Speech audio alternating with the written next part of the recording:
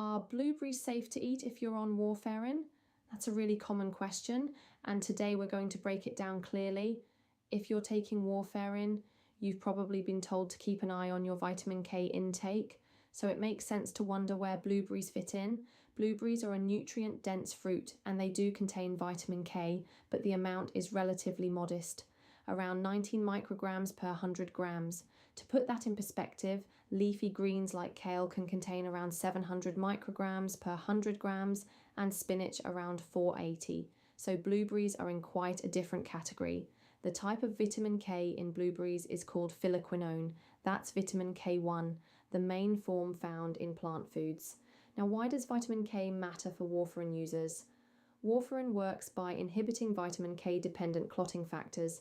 So if your vitamin K intake changes significantly, it can affect how well your warfarin is working, and that's measured through something called your INR. The key thing to understand is that it's not necessarily about avoiding vitamin K altogether. It's about consistency. Sudden large changes in your vitamin K intake are what can destabilize your INR control.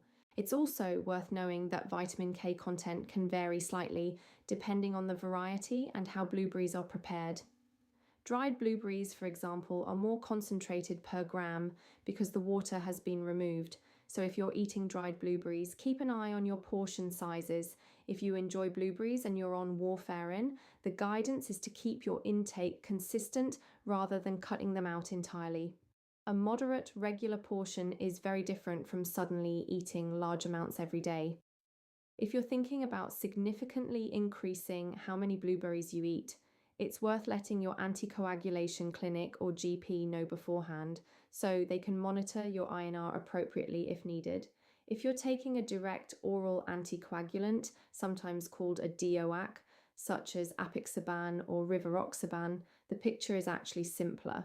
These medicines don't interact with dietary vitamin K in the same way, so there are no specific vitamin K dietary restrictions for people on DOACs. On the safety side, if you notice any unusual bruising, bleeding that takes longer than normal to stop, blood in your urine or stools, or any other unexpected symptoms while you're on anticoagulant therapy, contact your doctor or seek medical attention promptly.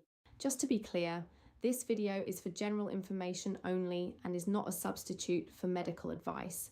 Always follow the guidance of your GP, pharmacist, or anticoagulation clinic and speak to them before making any significant changes to your diet.